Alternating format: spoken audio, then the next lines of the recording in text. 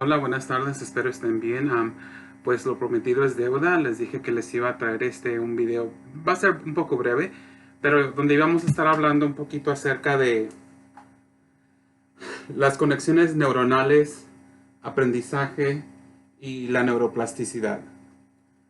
Donde vamos a estar enfocándonos en cómo funciona el cerebro, ah, mi versión del cerebro, ah, tomando en consideración la corteza prefrontal, el sistema límbico y el tallo cerebral. Es importante saber cómo funciona el cerebro, especialmente cuando estamos trabajando con niños, ya sean nuestros propios hijos, ya sea por el trabajo que hacemos. Y es importante notar que el cerebro, especialmente cuando estamos hablando acerca de aprendizaje, que estamos hablando acerca de comportamientos, el por qué y cómo pasan las cosas. Vamos a considerar cómo funciona el cerebro. Vamos a estar hablando acerca del sistema límbico, que es el centro de nuestras, y voy a estar viendo porque mis notas están a un lado, el centro de nuestras emociones, aprendizaje y la memoria. Según yo, este es el sistema límbico. Es esta parte de aquí. La corteza prefrontal es esta parte, es la parte del frente del cerebro. ¿Qué es esto? Digamos esto, el sistema límbico está en esta parte y luego está el tallo cerebral, que es la parte que corre aquí en la parte de atrás hacia nuestra espina dorsal. La corteza prefrontal se encarga de diferentes funciones y las funciones de las cuales es responsable es pensar, organizar, planificar, control de comportamiento, inhibición, personalidad y resolución de problemas. Pero vamos a hablar de eso un poquito más después porque muchas veces nuestro entendimiento o la manera en que pensamos no es apropiado para la expectativa que tenemos de los niños o de las personas. Y el tallo cerebral, que es esta parte de aquí, corre aquí, eso regula el ritmo cardíaco, la respiración, la temperatura, la presión, el apetito, el sueño y nuestras respuestas a sobrevivencia. Am, si queremos, cuando yo estoy hablando con personas o estoy dando clases de educación, estoy hablando con jóvenes o en los casos terapéuticos que tengo, me gusta usar un lenguaje que sea más simple porque quién se va a acordar de corteza prefrontal, quién se va a acordar de sistema límbico o de tallo cerebral. Muchas veces el idioma hace difícil que uno pueda aprender. Entonces vamos a llamarlo como lo llamamos o que es más fácil aprender que digamos el sistema límbico es conocido como el cerebro mamífero. La corteza prefrontal es conocida como el cerebro ejecutivo. El cerebro, el tallo cerebral es conocido como el cerebro reptiliano. Es importante entender que el cerebro reptiliano es la primera parte del cerebro que se empieza a formar. Es de lo primero que empieza a formarse. Después de ahí, y se forma de esta manera, de abajo hacia arriba. Así es como se forma. Después sigue el cerebro mamífero y después el cerebro ejecutivo. Um, para corto, recordemos que el cerebro reptiliano se encarga del instinto y dominio y supervivencia. El cerebro mamífero se encarga de los sentimientos y las emociones. Y el cerebro ejecutivo se encarga o uh, ya se encarga de lenguaje, ideas, conceptos y visiones artísticas. ¿Por qué es importante saber eso? Es importante entender cómo se desarrolla, qué es lo que pasa en el proceso de aprendizaje, qué pasa con las conexiones neuronales y qué pasa con la neuroplasticidad. Es importante para nosotros poder entender todo eso para saber de qué manera podemos ayudar a las personas, de qué manera podemos ser de apoyo. Vamos a entender que cuando nace un niño, el niño nace y nace completamente sin nada en su mente, o sea, lo único que tiene es instinto y supervivencia. ¿Cómo voy a sobrevivir en este mundo? ¿Cómo voy a salir adelante? Todos nacemos así. Todos nacemos, digamos, con la carreta en blanco. No traemos nada. Pero a través de nuestro sistema, perdón, uh, del olfato, el, la vista, el oír, el tacto, um, de esa manera es como empezamos nosotros a conocer el mundo. De esa manera es como nosotros empezamos a saber qué existe y qué hay. Llega uno con la carreta blanca, en blanco, llega sin nada de información. Cada experiencia que tiene uno son miles y miles y miles de conexiones neuronales que pasan, que es donde empieza el aprendizaje. Por ejemplo, cuando uno va y toca a un niño por primera vez, el niño jamás había sido tocado de esa manera. En ese momento el cerebro empiezan las conexiones neuronales a conectarse. Empiezan a conectarse de una manera en que no solamente considera que alguien me tocó, sino considera si había ruido, si la mano fue fría, si la mano fue caliente, si habían voces, si fue mamá, si fue papá. Y empieza a hacer esas conexiones neuronales, que es donde uno empieza a aprender. Es importante entender eso porque, especialmente dentro de nuestra cultura, yo soy mexicano, resulta ser que muchas veces cuando el niño empieza a llorar, la tendencia es, déjalo que llore, eso es bueno para los pulmones. Bueno, puede que sea bueno para los pulmones, pero también el tacto, el contacto, el tener una persona de apego desde un principio, es lo que va a ayudar a que este niño aprenda de la vida, aprenda cómo responder a la vida. Muchas veces dicen las mamás, ay, es que cómo lloras, unos berrinches. Me río porque muchas veces es lo que el niño aprendió. El niño aprendió a hacer berrinches. El niño aprendió de que si quiere la mamila, tiene que llorar y gritar para que la mamá corra y le dé la mamila. Si el niño se ensució la zapeta, el niño tiene que hacer berrinche para que la mamá o el papá corra y le cambie la zapeta. Y muchas veces el niño o el comportamiento del niño empieza de una cosa simple a algo grande. Se magnifica y se magnifica dependiendo en la situación donde esté el niño.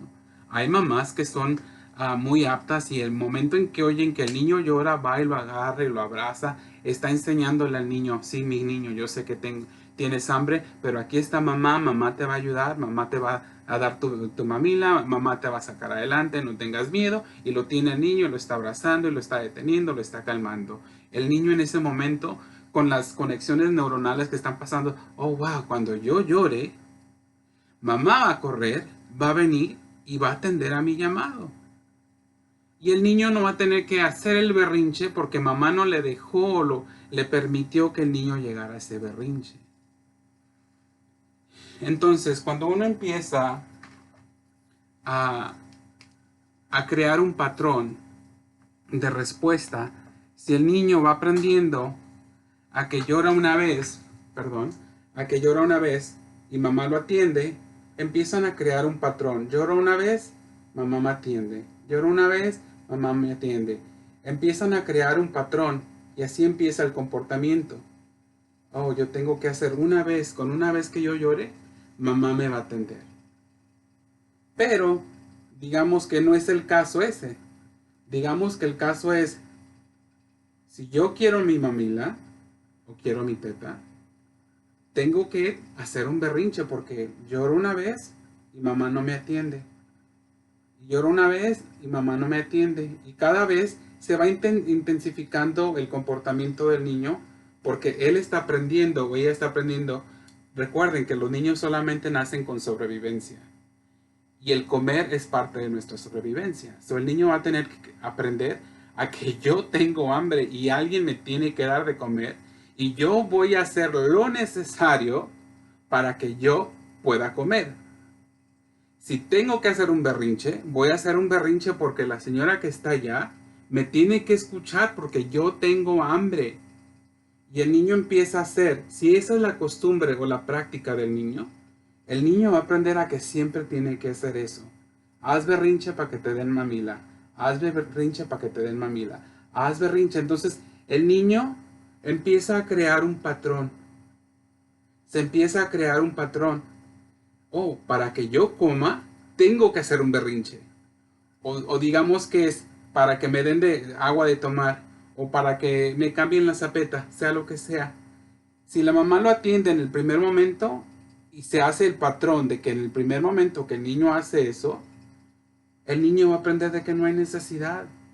No hay necesidad de hacer berrinche, no hay necesidad de descontrolarse, no hay necesidad de aventarse al piso. Entonces lo que pasa es de que se hace aquí un patrón. Un patrón de acceso rápido a información, a comportamientos. Y eso no lo eso se puede cambiar. Sí se puede cambiar. La neuroplasticidad nos va a enseñar eso, de que eso puede cambiar. Pero el niño está aprendiendo, basado en su experiencia, de que si yo quiero algo, tengo que hacer berrinche o a la primera llorada que yo haga, mamá me va a atender. Eso es con todos los comportamientos. Eso es con el cambiar la zapeta. Entonces, ¿a qué va todo eso?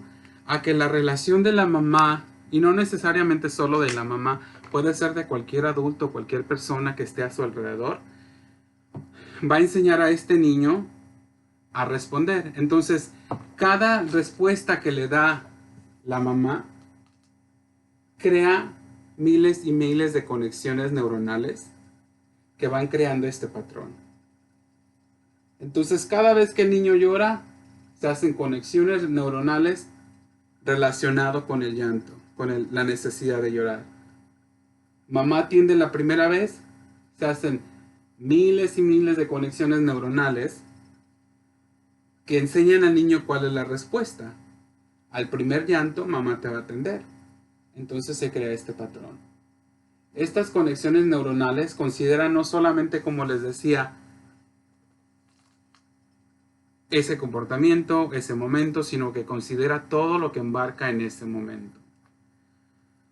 Si consideramos, porque puede pasar, muchas veces hay personas que son mamás por primera vez y que muchas veces pues no tienen la experiencia o no tienen quien les enseñe a cómo responder al llamado de los niños.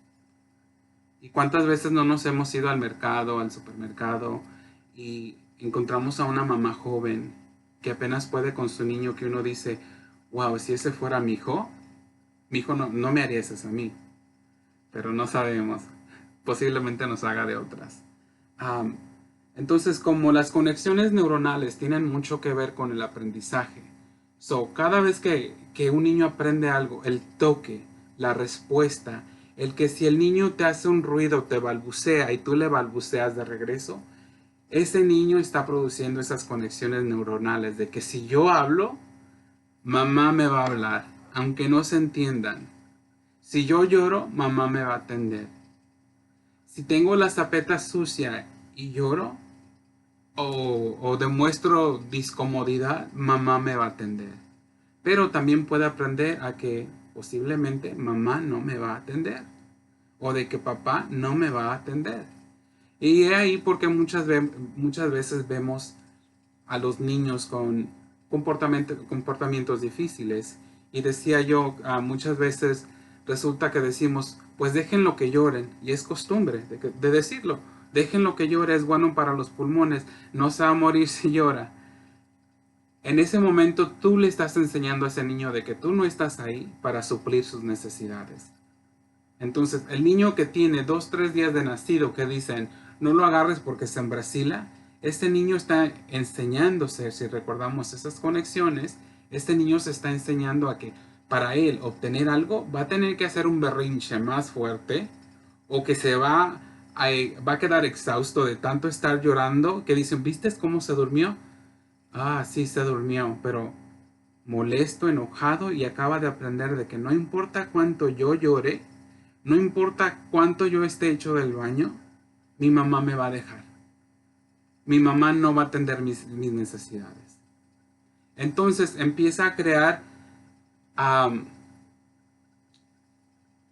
una separación entre la mamá y el hijo. Y entre más pasa en la vida del niño, más el niño se va separando, se va alejando de la mamá.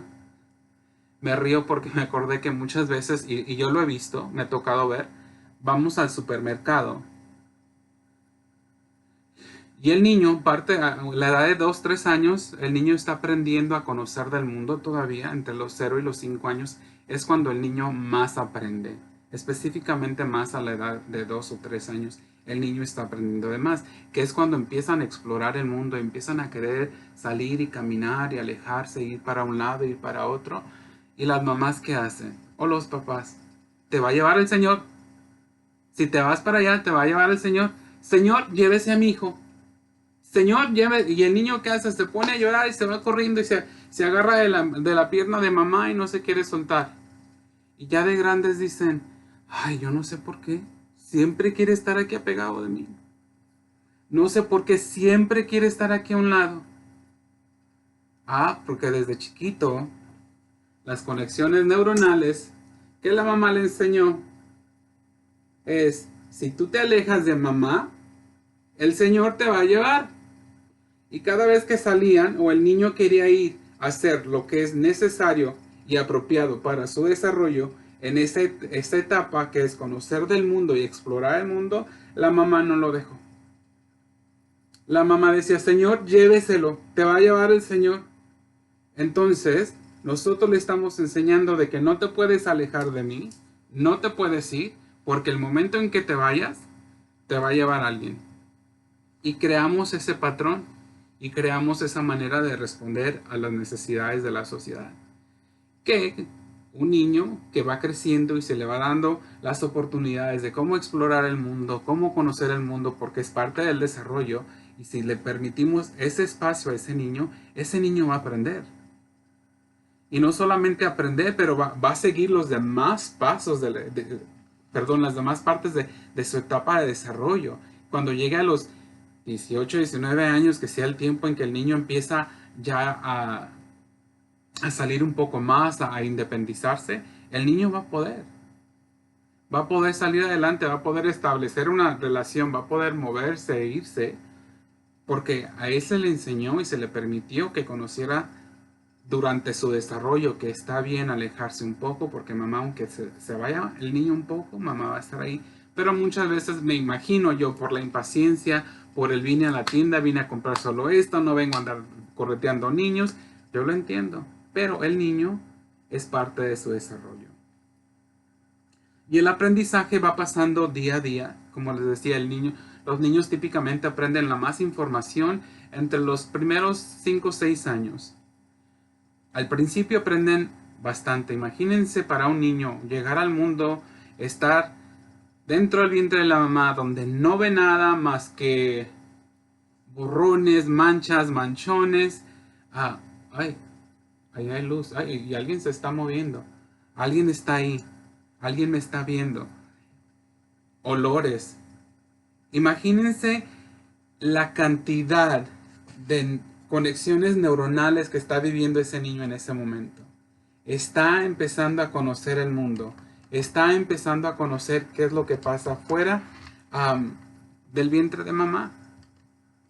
Imagínense, y después llega alguien y lo toca.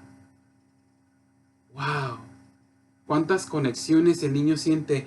¡Wow! Este toque, ¿quién es? ¿Qué es eso? ¿Qué es eso que estoy sintiendo? Oh, wow, huele a mamá. Y ahí está mamá y empieza a conocer y escucha la voz y dice, ah, esa voz yo la conozco. Esa voz yo la conozco, es familiar, y el niño siente ternura y siente atención si la mamá está ahí. Entonces, el niño está aprendiendo, este es un lugar seguro porque esta es mamá, esta es la voz que yo conozco, es mamá.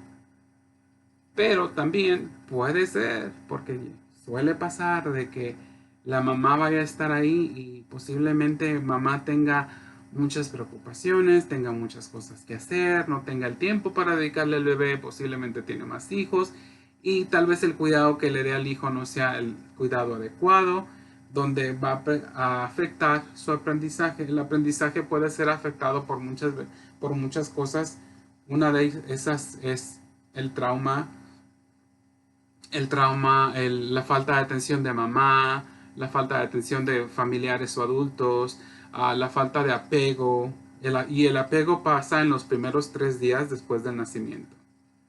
De que reconocen a alguien y esta persona y se sienten seguros, alguien le está respondiendo, alguien está ayudando a que sus necesidades sean encontradas. Si tengo hambre, que me den de comer. Si necesito que me cambien la zapeta, que me la cambien. Pero entre todo eso, vamos pensando de que el contacto que tú tengas con ese niño es lo que va a enseñar a ese niño. Que como tú respondas a ese niño es como el niño va a aprender.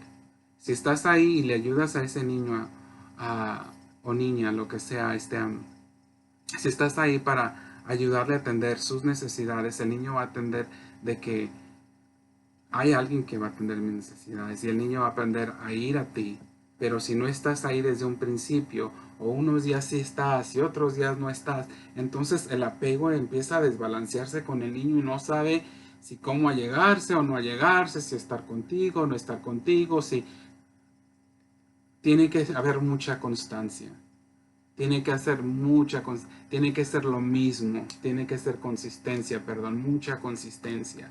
Si el niño no tiene la consistencia, si un día le vas a atender sus necesidades y otros no, el niño no va a saber qué está pasando. Y recuerda que vas creando esas conexiones neuronales que crean un patrón. Ahora dicen, pero ¿por qué los niños son muy berrinchudos? ¿Por qué los niños son muy groseros? Si consideramos el cerebro reptiliano y el cerebro mamífero, que aquí perdonen mis pobres dibujos, pero este es el tallo cerebral o el cerebro reptiliano de aquí, y este es el sistema límbico o el cerebro mamífero. Este se encarga, este de aquí, el cerebro mamífero, de todos los sentimientos y emociones. ¿Ok? Este se encarga del instinto, el dominio y la supervivencia. Y este se encarga del lenguaje, ideas. Vamos a repasar. Este son lenguaje, ideas, pero se encarga del pensar, esta parte de aquí, el pensar, organizar, planificar, control de comportamiento, inhibición, personalidad y resolución de problemas. Pero aquí está la pregunta de los 1000 o del millón. ¿Cuántos saben a qué edad termina esa parte de desarrollarse?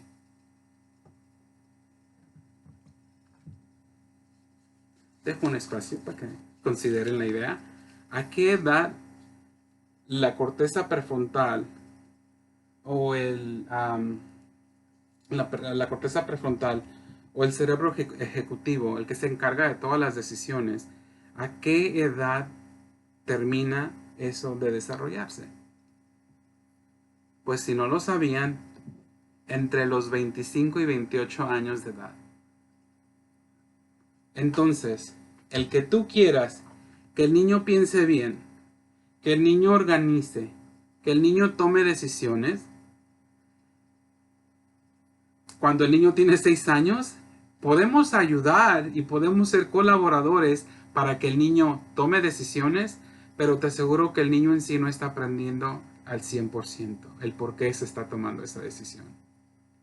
Porque esa parte del cerebro todavía no se desarrolla completamente. Y nuestra expectativa es de que queremos que el niño sea adulto, que tome decisiones, que decida entre el bien y el mal, que resuelva sus problemas, que se comporte bien, que piense, que planifique. Esa parte del cerebro todavía no se desarrolla. Esto es algo, podría decir, erróneo, que nuestra expectativa sea que yo quiero que ese niño de 6 años, 7 años, hasta de 14 años, tome decisiones que no tienen la capacidad de tomar. Porque esa parte del cerebro que se encarga de esas grandes secciones, por eso se le llama el cerebro ejecutivo, todavía no está al 100%. Y esos niños, todos los niños, incluyéndote a ti y a mí cuando fuimos niños, habitan entre el cerebro reptiliano, que es esta parte de aquí que corre por la espina dorsal, perdón, el cerebro reptiliano que corre aquí, habitan entre este y el cerebro mamífero. El cerebro mamífero se encarga de los sentimientos y emociones y el cerebro reptiliano se encarga del instinto, dominio, supervivencia. ¿Y por qué eso es importante? He ahí el por qué los niños son berrinchudos, por qué los niños tienen corajes, pegan, corren. Ellos habitan entre eso. Los primeros años de su vida, ahí habitan. Ahora, la diferencia es la relación con la persona adulta en su vida que le va a enseñar, que le va a ayudar a tomar mejores decisiones, que en este caso serías tú. Porque es como aquí habitan, como me enseñaron a mí, como ellos habitan aquí, sienten algo y como esto es de aquí sobrevivencia, es instinto y supervivencia, sienten algo y ¿qué? ¿Corro? ¿Peleo? ¿O qué hago? Ellos sienten algo, sienten alguna emoción, algún sentimiento y habitan entre esto. Cuando está uno chiquito, todos habitamos aquí. Sentimos, reactuamos, sentimos, reaccionamos, sentimos, reaccionamos, sentimos, reaccionamos. No hay escape. Y se están creando patrones basado en esto. Se están creando estos patrones basado en qué sentí y cómo respondí. ¿Qué sentí y cómo respondí? La diferencia es tú. Porque tú eres el adulto, porque tú eres el que sabes más.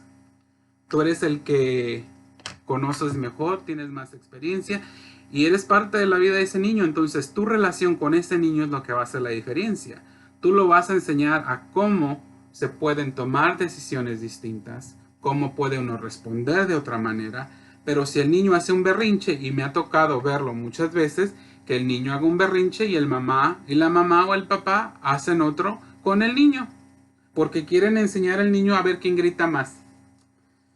Y yo sé que posiblemente se están riendo y se están acordando de cuántas veces lo han hecho. El niño grita y uno grita más fuerte. Y le estamos diciendo al niño que lo que el niño está haciendo está perfectamente bien. Pero si nos tomamos el tiempo para educar al niño y somos consistentes y lo hacemos seguido, el niño va a aprender a que las cosas pueden ser distintas. El niño puede aprender a que él no tiene que responder así. Y aunque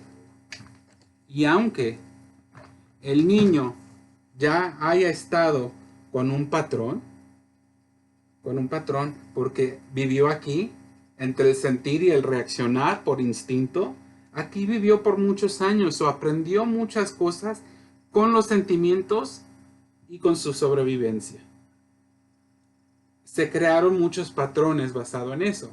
Ahora, la diferencia, como les digo, es si tiene a alguien, algún adulto en su vida que está colaborando para que el niño tome mejores decisiones o responda diferente a las situaciones de su vida. Si el niño tiene a alguien así en su vida, el niño va a poder salir adelante con posiblemente algunos comportamientos, pero no muy grandes.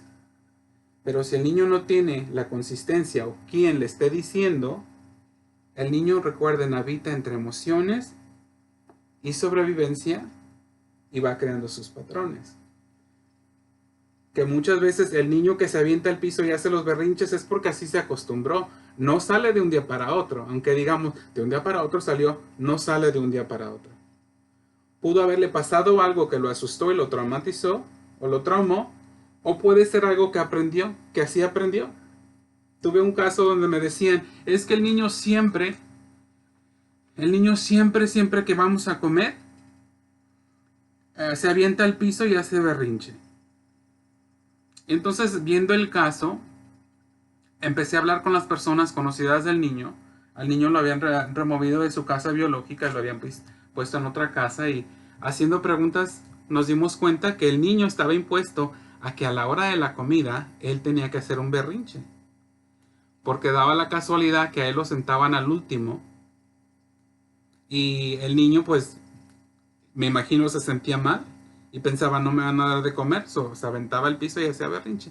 Entonces yo estuve trabajando con esta familia para apoyarlos y pudimos ayudarle al niño a entender con tiempo, con consistencia, de que las cosas eran diferentes, de que sí iba a comer, de que había comida para él, de que la comida no se iba a acabar. Tomó un tiempito el proceso, pero sí pasó. Ahora, ¿por qué pasó eso? La otra palabra es la neuroplasticidad. Es una palabra grande. Neuroplasticidad. La neuroplasticidad lo que nos enseña es de que el cerebro tiene la habilidad de cambiar y adaptarse para continuar sobreviviendo dentro de el entorno en el que esté viviendo. Y lo pongo de esta manera para que se haga un poco comparable. Siempre me gusta hablar de mi mamá. Y no hablo malamente de ella. Pero vamos a tomar en consideración que estamos en el 2020. La tecnología ha avanzado y la escuela antigua nos enseñaba de que nacías con las neuronas que nacías, aprendías lo que tenías que aprender y lo que no aprendiste ya no lo aprendiste. La neuroplasticidad nos enseña algo distinto, nos enseña de que el cerebro tiene la habilidad de continuar adaptándose y cambiando para su sobrevivencia o la sobrevivencia de la persona.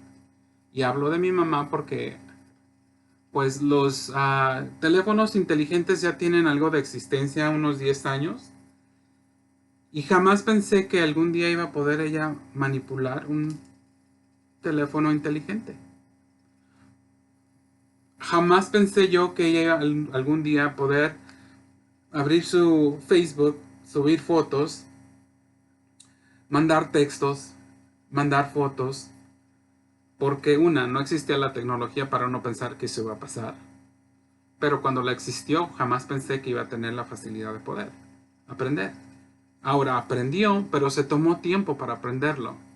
¿Por qué? Porque pues no sigue, ella pues ya no es joven, no es tan joven, tampoco no es tan vieja, pero no es tan joven. Entonces se toma un poco más de tiempo. ¿Por qué? Porque los patrones que están creados están muy arraigados ya. Pero la neuroplasticidad nos enseña que hasta esos patrones pueden cambiarse. Entonces, con tiempo, con tiempo y práctica, y aprendió el año pasado, por ahí en noviembre, cayó nieve aquí por donde vivimos nosotros, y quería subir fotos a Facebook y quería mandárselas a sus amigas y eso y lo otro. Y me preguntó, hijo, ¿cómo se hace eso? Y ya, mire, se toma la foto y la hace así, le hace así, y la manda y esto y lo otro. Lo hicimos varias veces y aprendió y ahora lo hace. ¿Quién iba a pensar? Si estuviéramos viviendo o considerando las cosas como la escuela vieja nos enseñaba, de que pues si aprendiste, aprendiste y si no, no. Posiblemente hubiéramos perdido la esperanza y ella no hubiese aprendido. Pero eso no fue lo que pasó. Porque lo sigue practicando, ella sigue creando su patrón.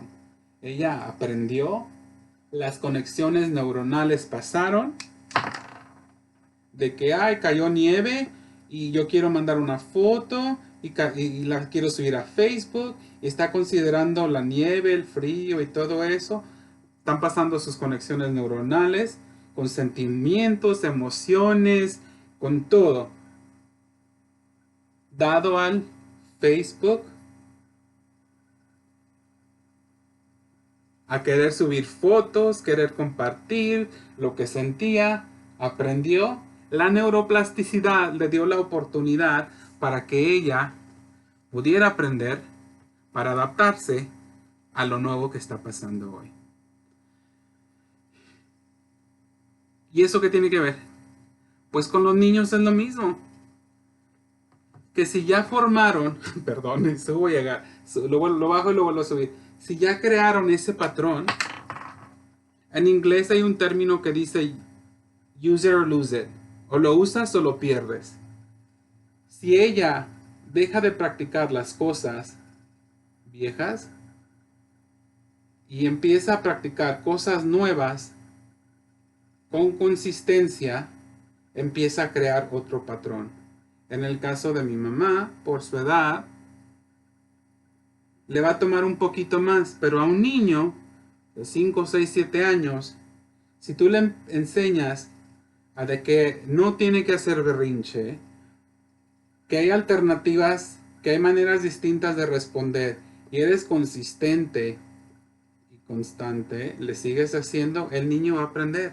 Y lo que estaba haciendo anteriormente, lo va a empezar a perder. Y va a empezar a usar más lo nuevo. Va a crear un patrón bueno, pero para todo esto necesita tener una relación establecida con un adulto, con una persona que va a estar ahí constantemente para ayudarle. Un adulto que le va a enseñar que las cosas no siempre van a ser como las experimentó, que posiblemente experimentó algo y le haya gustado y posiblemente lo quiera seguir haciendo porque le gustó, pero posiblemente no sea bueno para él. Y uno que es adulto puede enseñarle la diferencia y puede empezar a ayudarle a ese niño. Ahora, cuando hablamos acerca del cerebro ejecutivo,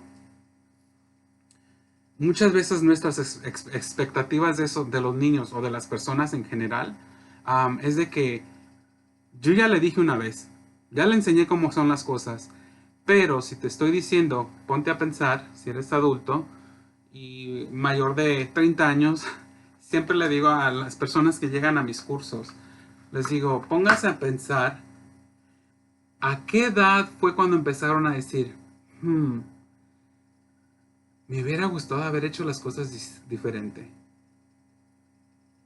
Y si te pones a pensar, típicamente fue por ahí por los 26, 28 años, 30, que empezabas a considerar, si me pongo a hacer las cosas de otra manera, hubieran sido mejor. ¿Por qué? Porque es cuando la parte, el cerebro ejecutivo, empieza a funcionar. Es cuando empieza a dar. ¿Qué te quiero decir con esto? De que seas realista, que consideres de que un niño muchas veces no puede tomar decisiones y que tú como adulto puedes tomar las decisiones por ellos. Y del que tú te tomes el tiempo y les enseñes una vez no quiere decir que van a aprender. Quiere decir que posiblemente si tú sigues con la consistencia, creando patrones nuevos con ese niño, el niño va a aprender. Y si conforme van pasando los años y va pasando la vida, le puedes enseñar maneras distintas de cómo responder. Pero si te vas a poner al tú por tú con un niño, entonces tú mismo le estás enseñando al niño que el comportamiento que te está demostrando está bien, es aceptable. Y es algo que todos tenemos que considerar y muchas veces pensamos, eso es lo que pienso yo. Muchas veces nos ponemos y pensamos y reaccionamos como nosotros nos enseñaron. Y lo he visto en Facebook. Yo no ocupé psicólogo, no ocupé nada porque la chancla o el cinto, cualquier cosa. Pero ¿cuántos adultos no hay, considerando a todos los que vean o escuchen, cuántos no hay resentidos con los padres por la vida que tuvieron? ¿Cuántos no hay resentidos con los padres por los golpes que les dieron? Entonces, considera eso y considera que hay alternativas y si quieres busca libros, edúcate, conoce un poco más, considera las alternativas de que no siempre uno tiene que irse a los golpes con el hijo y hay que ser un poco más pacientes con ellos. Están en un proceso de aprendizaje entre los 0 y los 5 años, casi los 6, están aprendiendo tanto. Ya a los 13 o 14 años ya vivieron un poquito más, ya no están aprendiendo tanto, no quiere decir que no aprenden, pero de todos modos todavía esta parte del cerebro no les funciona bien y es por eso que muchos padres dicen, es que ahorita que tiene 14 años ya no lo aguanto, debería de comportarse como ta ta ta ta ta, y no debería de comportarse como ta ta ta ta, porque cada niño es diferente, cada quien responde diferente y responde conforme lo han educado y conforme ha vivido sus experiencias. Ahora, considerando lo que hablamos, no siempre lo que les enseñamos desde pequeños es lo mejor. Entonces es tiempo de nosotros ponernos un alto, considerar, buscar libros, educarnos y considerar de que cada experiencia que tiene un niño es algo que el niño está aprendiendo. Y si el niño está viviendo eso constantemente, es lo que va a aprender, es el patrón que se va a crear.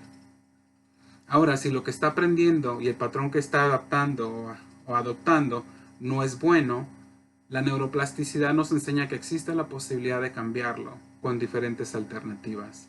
Pero hay que ser paciente, hay que ser consistente y hay que insistir.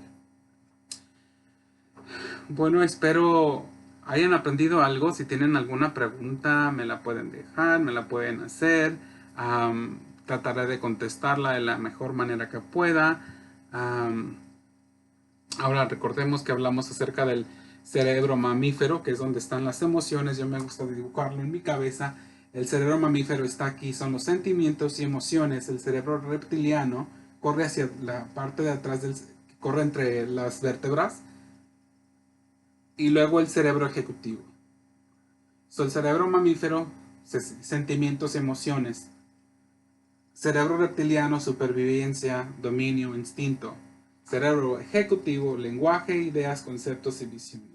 Este se encarga de tomar decisiones, planificar, decidir entre cosas buenas y malas. Aquí es donde procesamos todas nuestras emociones, pero este y este están muy conectados. Que muchas veces reaccionamos hasta como adultos con estas dos, con el cerebro mamífero y el cerebro reptiliano, sin considerar lo ejecutivo. Es nuestro trabajo aprender un poquito más y ver cuando nos esté pasando algo, si vamos a reaccionar con el cerebro reptiliano, con el instinto, con el voy a pelear, voy a luchar, voy a correr, ¿qué voy a hacer? O si vamos a tomar y dar un paso para atrás y usar el cerebro ejecutivo para tomar mejores decisiones. Entonces con eso los dejo y espero les haya gustado. A ver si vuelvo a subir otro, depende de la respuesta. Tengo otros conceptos, otras ideas de las que me gusta platicar. Gracias.